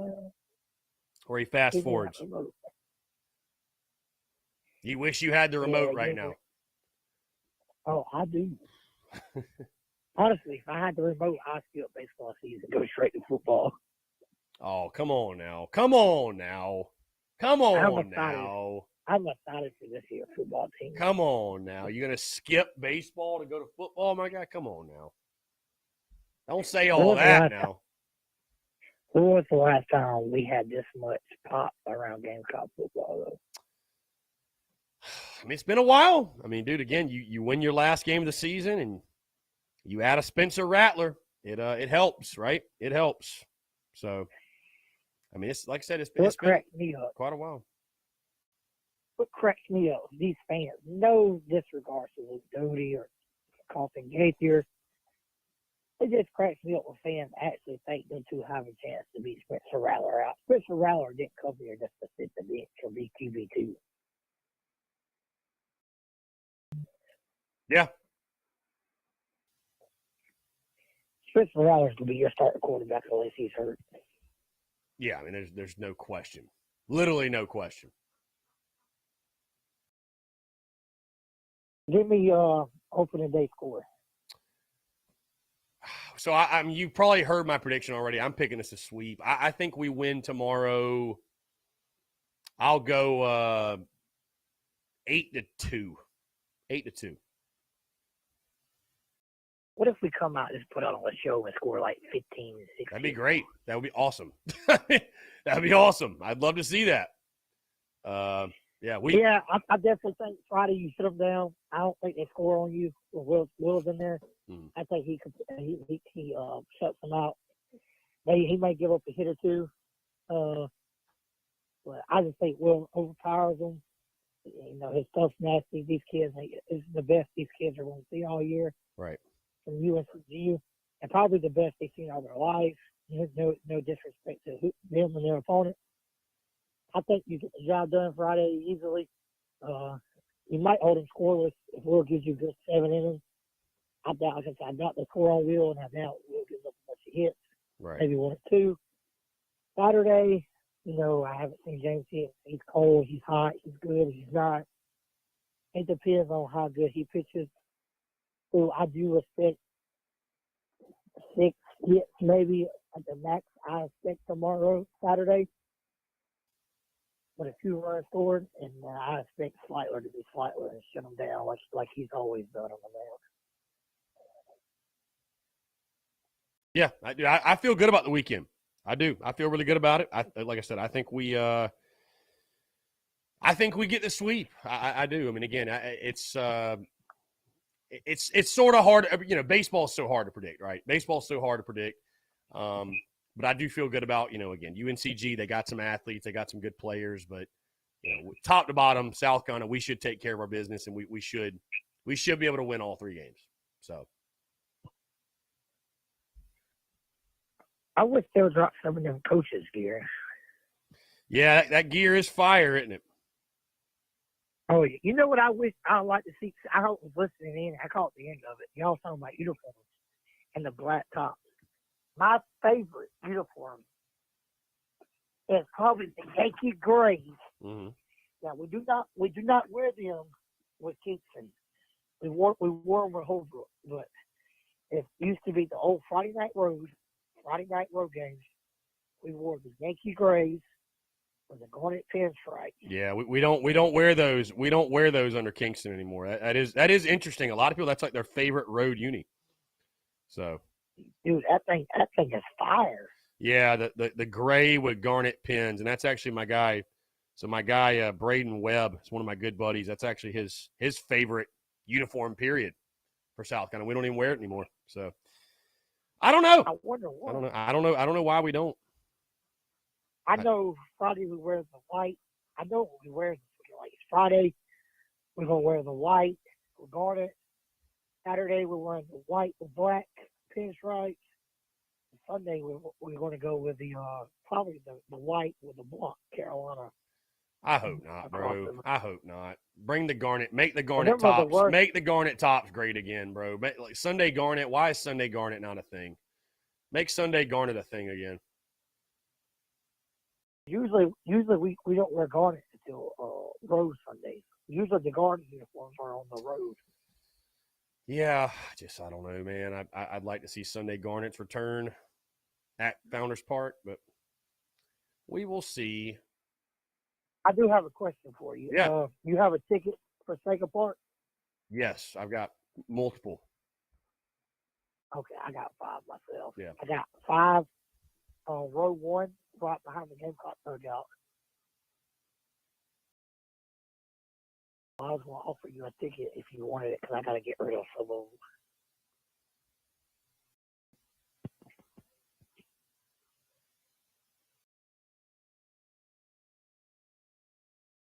What the hell is that noise?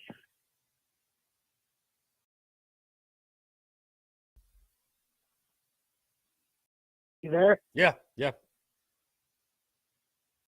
I didn't know what that noise was in the background. Yeah, I don't know. But yeah, and I'm looking forward to that Seeger Park game, and like I said, man, it's gonna be a fun weekend for sure. So I'll be at all of them. So Same here. I'll be at all Clemson all this weekend and next Saturday. I'll be there next Saturday. And I'll be there Friday in Texas. Yeah, it'll be a fun weekend too. I expect you to throw a big tailgate. Oh yeah, we will. No, we will. We will. It's gonna be fun. All right. Well, I'm about to go to work, and hopefully the night flies by. And I'll see you tomorrow. I hope to see many Gamecocks there. And as always, go Cox. Yep. Let's pack Founders. Appreciate you, Skyland. We'll talk soon. Good stuff. SEC football too. Hey, it's been a while. Tomorrow's the big day. It is, my man. It is. It is. Ed McKinnis says, what are your overall thoughts on Kingston? His overall winning percentage is only 56% and 45% in the SEC.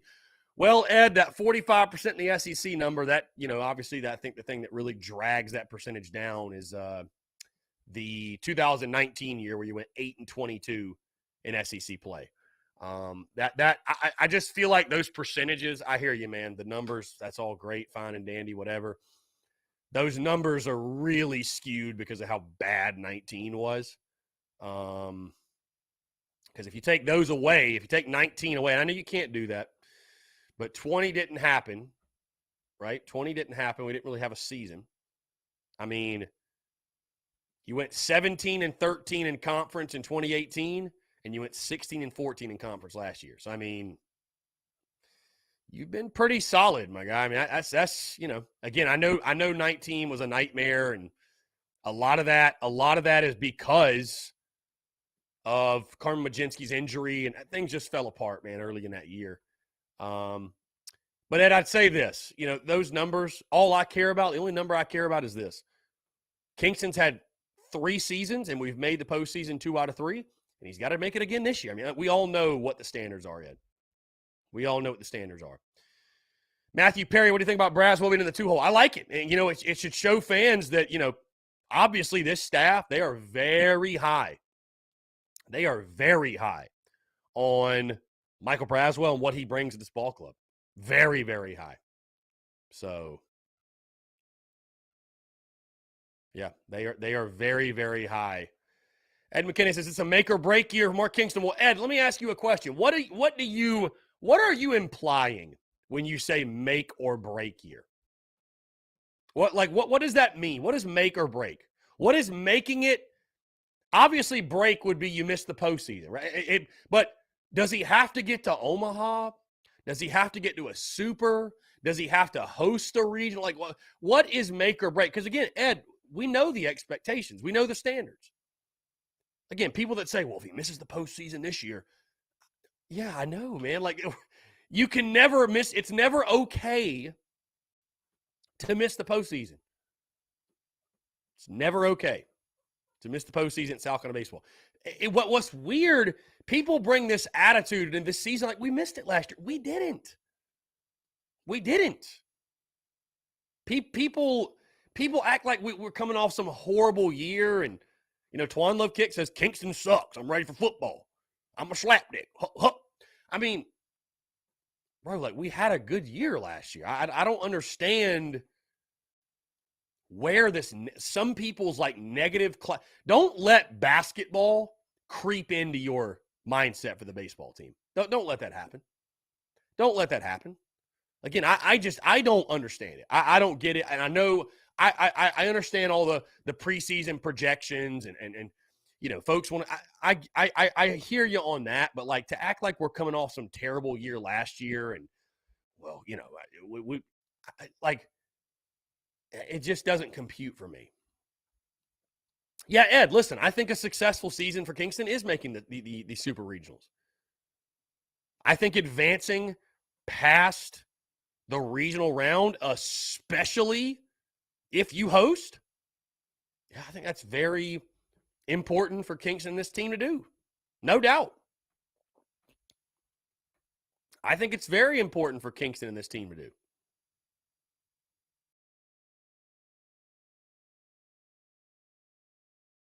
Just to show that progress, that it's happening. But, people want to bring the energy to Kingston. And again, I know the standards are different. Thank God. But people want to bring the energy to Mark Kingston about what he is or is not doing. And, man, they want to continue to give Frank Martin a free pass. I mean, it's just nuts to me, dude. Make it make sense. Make it make sense. Make it make sense, please. Please make it make sense. Guys, we're going to jump into one final break before we wrap up here in the Daily Crow. Again, I want to continue to hear from you, 843-790-3377. More of your questions, comments, calls, and more on the other side. You're tuned in to the Daily Grow.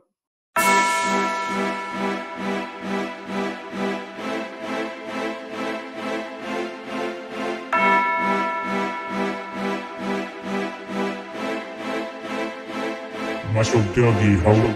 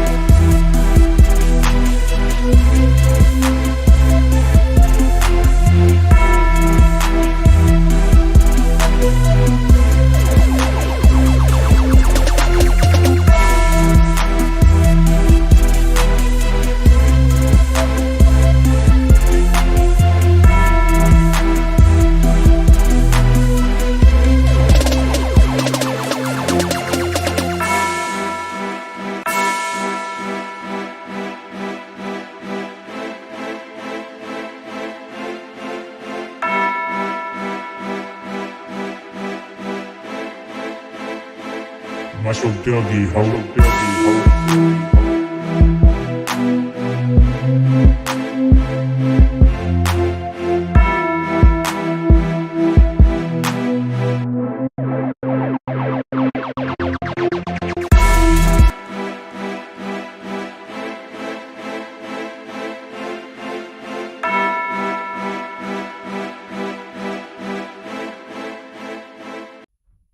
right, guys, we're back. 843-790-3377. Final 12 minutes or so here on the Daily Crow. Thursday, February the 17th. This week has flown by the way. This week has flown by, truly.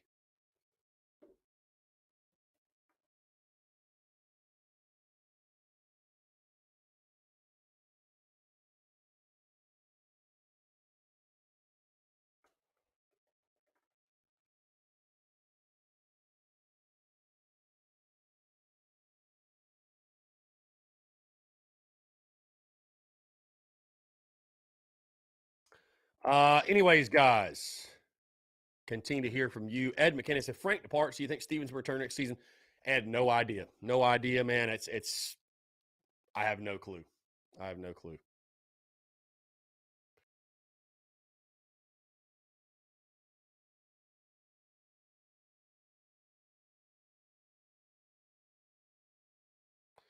Let's see. Man, cannot wait for tomorrow. I just cannot wait for tomorrow, man. You know, there's something. Opening day is one of the coolest thing in sports, I would say.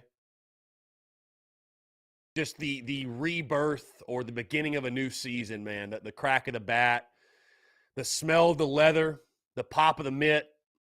You know, you ask anybody who's ever played the game, and obviously we all watch the game, and it's special, man. It's special, and I'm very intrigued and excited to see how our youngsters, how our newcomers, how our entire ball club, how they handle that. Because, of course, the emotions start running, but, you know, as soon as you take the field, it's just baseball again. It's just baseball again. So it's really special. It's really special. And, again, all of us that love Gamecocks baseball, we all look forward to what tomorrow will bring. But, you know, that's always a storyline when you're going into opening weekend, is just the majesty and the emotions and the energy around opening day in a packed Founders Park yet again. And we're going to be hanging with the Rowdy Roosters. And it's special, man. Like I said, opening day is a really, really cool thing. You know, season openers are always cool no matter the sport. But opening day just has it hits different. It hits different. You know what I mean? So cannot wait to be there at the ballpark. Cannot wait to watch this team. And like I said, go through this adventure with this group of guys. And who knows, man, maybe they'll be the group that gets us back to the promised land and takes us back to Omaha. Who knows? John Kruger, not Gamecock news, but Arizona State quarterback Jayden Daniels to enter the transfer portal. Yeah, I did see that. Very interesting. Very, very interesting.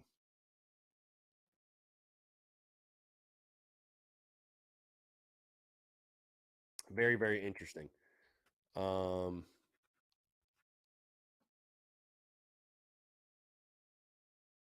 Yeah, I agree, CJ. 3 seasons, I should say, isn't long enough. 3 seasons isn't long enough to determine, you know, is Kingston a great coach, terrible coach? I'm just so ready. I'm so excited that we just tomorrow, guys, we get to just start talking about play on the field. Play on the field, you know. Because that's the unfortunate thing, is like the stuff with Frank Martin, and it's like all of the convo is around the coach and the changes and the future. Like, I just want to talk baseball on the field, man. It's going to be fun to talk baseball on the field. By the way, guys, in case you missed it, I don't know how I went this long into the show without saying anything about it. But in case you missed it,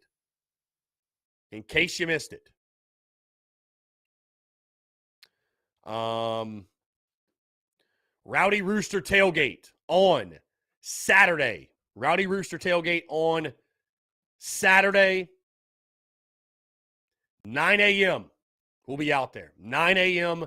before the Gamecocks game at 12:30. You know, I was going back and forth on it, whether we wanted to throw the tailgate or not. But you know what?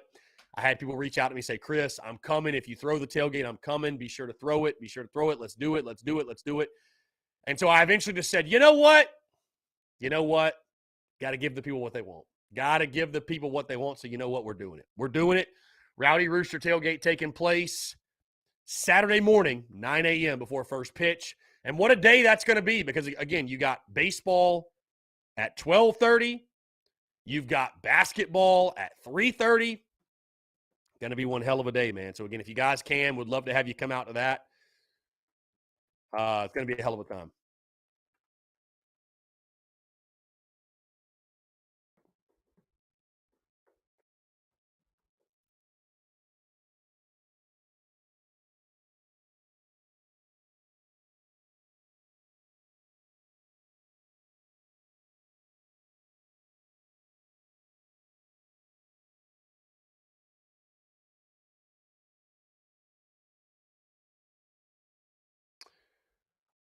Let's see. Yeah, I like Stevie a lot, man. I like Stevie a lot.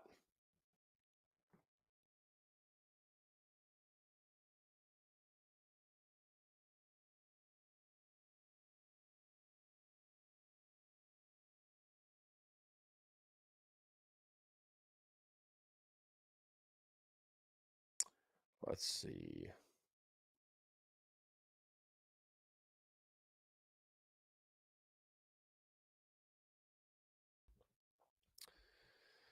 Like I said, guys, going to be out there all 3 games. 4 o'clock tomorrow, 12:30 Saturday, 1:30 Sunday. And, of course, do not forget all of our content tomorrow. Going to be crazy, man. The Spaces at 9 a.m., streaming some MLB The Show at 10 a.m. just for fun.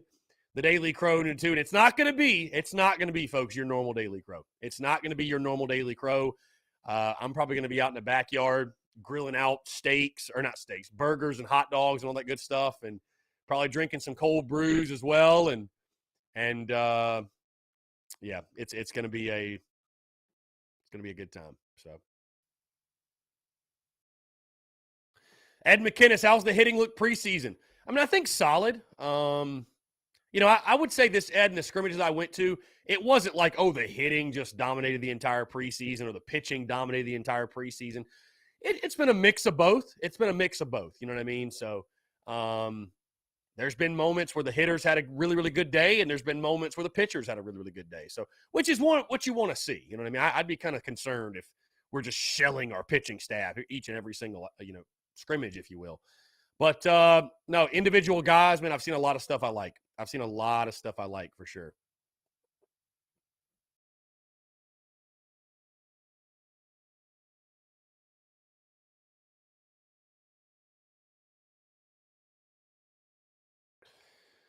Travis says, Chris, who do you think our fastest guy is? I would go with Braylon Wimmer. I think Wimmer, until I see somebody else, I think Wimmer's probably our quickest guy on our ball club. So, John Kruger saw where Spencer Rattler's a top 3 returning college football quarterback. I believe it. Yeah.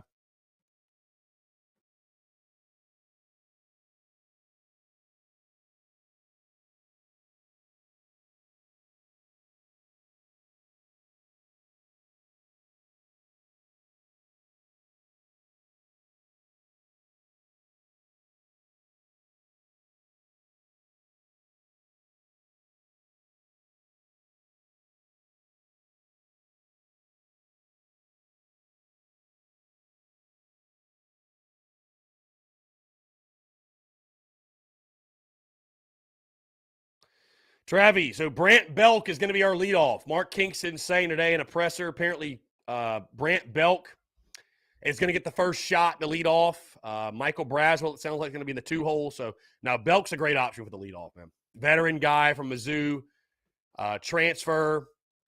You know what I mean? So, yeah, I think Belk is going to fit in very, very well there. So, I'm excited, man. Like I said, it's funny because baseball does not get the pub and the coverage, and that's fine that football gets. Of course, football's king.